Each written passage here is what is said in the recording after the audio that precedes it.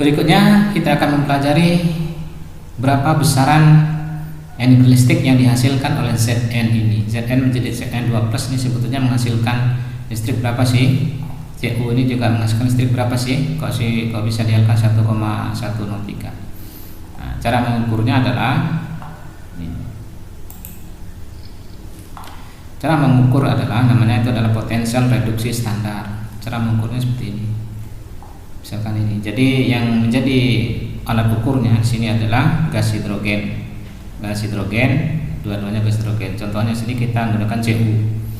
Kita ingin mengetahui berapa potensial reduksi dari Cu. Maka kita pasangkan dengan hidrogen. Sama caranya dengan tadi. Celupkan saja satu batang tembaga dan di dalamnya ada ion Cu, ada ion dari tembaga, dalam hal ini Cu2+, dan pasangkan. Nah, desain yang di sini ini sekarang jembatan garamnya ditaruh di tengah sehingga otomatis kalau sini butuh negatif akan lepas negatif dari sini, kalau sini butuh positif akan diumpulkan positif dari sini. Nah, ini kenapa dibuat seperti ini tabung? Karena pasangan hidrogen itu selalu dalam keadaan suhu ruangan dia berwujudnya gas, maka harus dimasukkan ke sini.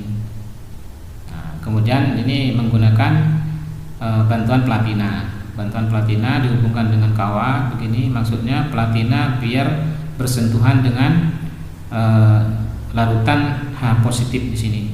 Sama kan, Cu harus ada Cu2+, kalau hidrogen H2 harus ada ionnya yaitu H+. Biar ion H bersentuhan dengan ini, kita pinjam permukaan platina karena platina tidak bereaksi. Kemudian dibuat muncul kata-kata standar potensial. Nah, energi yang dihasilkan nanti ini adalah namanya potensial reduksi.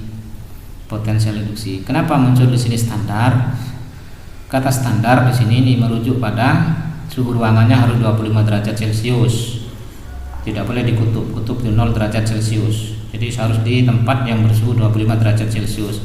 Kemudian konsentrasi larutannya yang di sini ini harus 1 molar, Kemudian tekanan gasnya ini, terutama gas H2 di sini yang dimasukkan sini harus 1 atmosfer.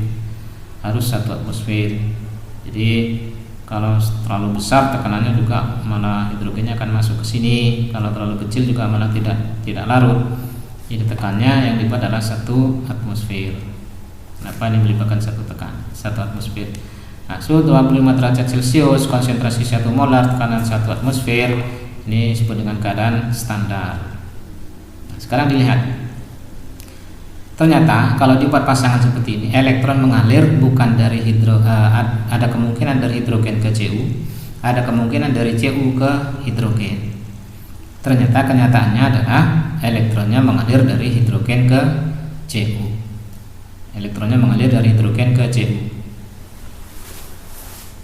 Nah, sekarang elektron mengalir dari hidrogen ke Cu. Balik lagi ke depan. Sini. Sumber di mana asalnya elektron itu disebut dengan kutub anoda. Karena setiap peristiwa pelepasan elektron itu adalah peristiwa oksidasi. Kalau peristiwa oksidasi, maka tempat keluarnya oksidasi selalu diberi nama anoda. Keluarnya elektron pasti oksidasi, maka tempat oksidasi kutub anoda.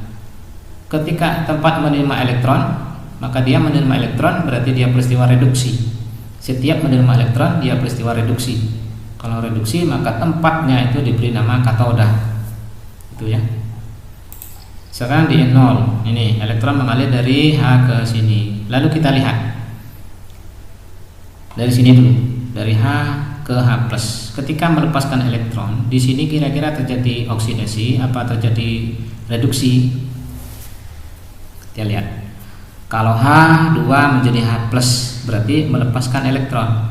Kalau melepas elektron, berarti di sini peristiwa oksidasi. Melepas elektron berarti peristiwa oksidasi.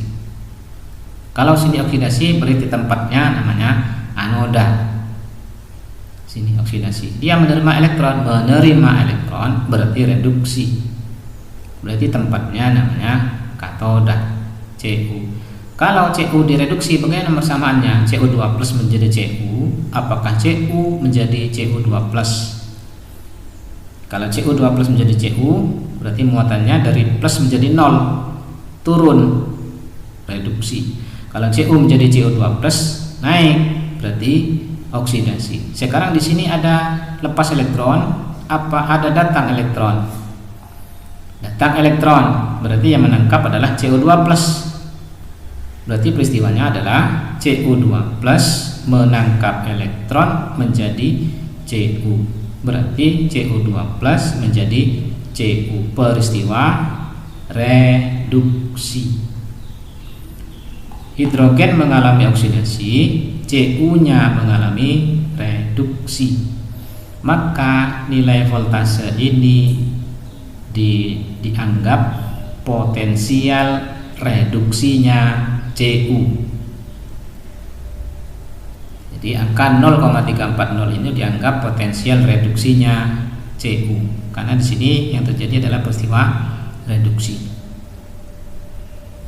Nah, sekarang yang kanan sama, ini hidrogen, tekanan 1 atmosfer, 1 molar juga, suhunya 25 derajat Celcius, sama, cuman kita ganti Zn sekarang. Zn, ion juga ada Zn2 plus 1 molar, pasangkan. Ternyata elektronnya mengalirnya justru dari Zn ke hidrogen. Zn ke hidrogen. Di mana kutub pelepasannya? Di sini. Kalau dia melepas elektron berarti peristiwa oksidasi. Kalau dia melepas elektron peristiwa oksidasi. Tempat pelepasannya namanya anoda. Tempat pelepasannya namanya anoda. Ini anoda, ini katoda. Yang tadi di sini anodanya, ini katoda. Ini anoda, berarti ini katoda, lawannya di katoda. Berarti sekarang lihat ini saja, Zn.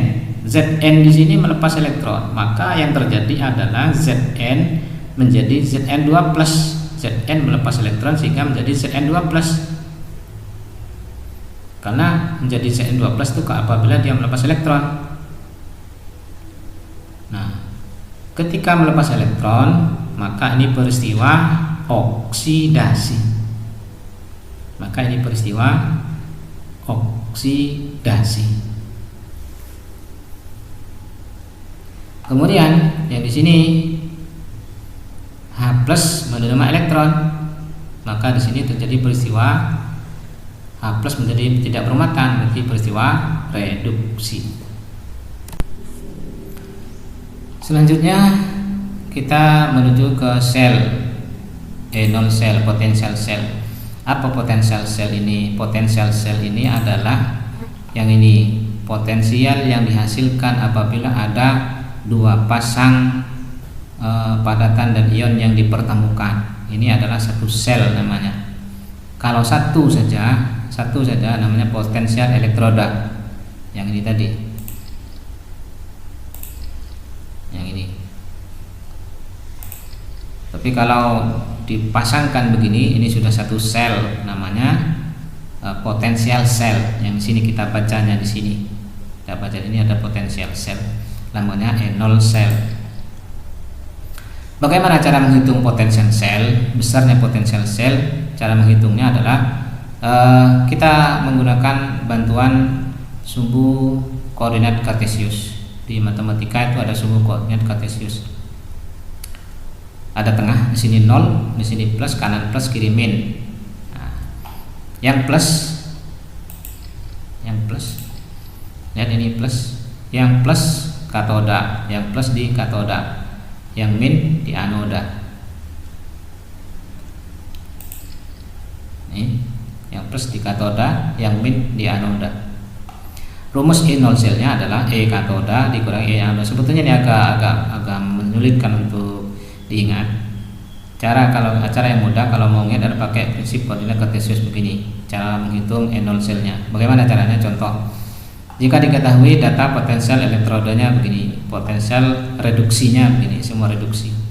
E0-nya adalah yang min 0,76 volt, ini potensial reduksinya adalah plus 0,34 volt. Bagaimana caranya menghitung potensial selnya apabila ini dibuat jadi sel seperti ini? Dibuat seperti ini. Berapa potensial selnya yang dihasilkan? Caranya yang mudah adalah N0 min 0,76 ini ditaruh di kutub di sumbu negatif kalau sini. Kemudian yang positif ini taruh di sumbu positif 0,34 di sini. Lalu besarnya potensial sel itu adalah jarak dari 0,34 sampai ke sini 0, min 0,76. Jaraknya berapa ini? Kalau misalkan sini min 2, di sini min 1, maka jaraknya ada 3. Kalau sini min 3, di sini min 2, maka jaraknya ada 5. Nah, sekarang ada plus 3 0,34 dengan min 0,376, jaraknya berapa? Caranya adalah buang saja minnya ini, jumlahkan. Jadinya ini. Atau secara perhitungan, secara perhitungan katodanya ini, katodanya dikurangi anodanya ini. Kenapa dikurangi? Biar tanda min menjadi positif. Ini dikurangi min kali min jadi positif sehingga dua-duanya jadi dijumlah. Jadi cara mengingatnya biar gampang, ditaruh 4 saja sumbu koordinat kartesius begini, plus di plus, min di min. Panjangnya atau jaraknya itu adalah potensial sel yang dihasilkan. Itu. Atau kalau melihat dari sini, kalau ingin lihat sini, minnya jadikan positif saja, minnya jadikan positif lalu jumlahkan. Itu adalah potensial sel yang dihasilkan oleh pasangan sel ini. Itu untuk potensial sel yang dihasilkan. Sudah potensialnya. Kemudian ada lagi notasi sel. Notasi sel ini ada penulisan. Notasi sel ini daripada kita gambar dengan gelasnya, kemudian dengan jembatan garamnya, dengan kawatnya, voltmeternya begini kan, jadi gambarnya sangat lama. Biar cepat, nah, jadikan seperti ini, gabungkan. Cuman sekarang panah ini panah ini diganti dengan jembatan garam. Panah ini diganti dengan jembatan garam. Kemudian yang ini Zn menjadi Zn2 plus ditaruh di sebelah kiri. Kemudian CO2 plus menjadi Cu ditaruh di sebelah kanan. Jadi seperti ini. Yang positif peristiwa yang reduksi ditaruh di sebelah kanan, peristiwa yang oksidasi ditaruh di sebelah kiri. Jadi anoda oksidasi di sebelah kiri, katoda reduksi di sebelah kanan. Dua garis sejajar menyatakan jembatan garam, sedangkan garis tunggal menyatakan batas antar fase. Ini fasenya selalu larutan, ini fasenya padatan. Jadi batasnya larutan, padatan. Ini ya, ini padatan menjadi ion, ini ion menjadi padatan. Ini ada di sebelah kiri atau di anoda, ini sebelah kanan atau di katoda. Ini kiri anoda berarti oksidasi, ini kanan katoda berarti reduksi. Lalu bagaimana kita menyatakan ini menjadi sel, menjadi notasi sel? Nah, notasi sel. Jadi seperti ini notasi selnya. Zn menjadi Zn2 plus, Zn garis 1 Zn2 plus berarti padatan menjadi ion jembatan garam. Lalu di sebelah kanan Cu2 plus menjadi Cu, Cu2 plus menjadi Cu, larutannya mengendap menjadi Cu, Cu2 plus menjadi Cu. Ini sebetulnya ada fase di sini, tapi kalau sudah begini kita asumsikan saja bahwa yang tidak ada muatan itu ada padatan, yang ada ionnya berarti dia larutan. Ini cara menulis, jadi mengubah sel volta menjadi notasi sel seperti ini.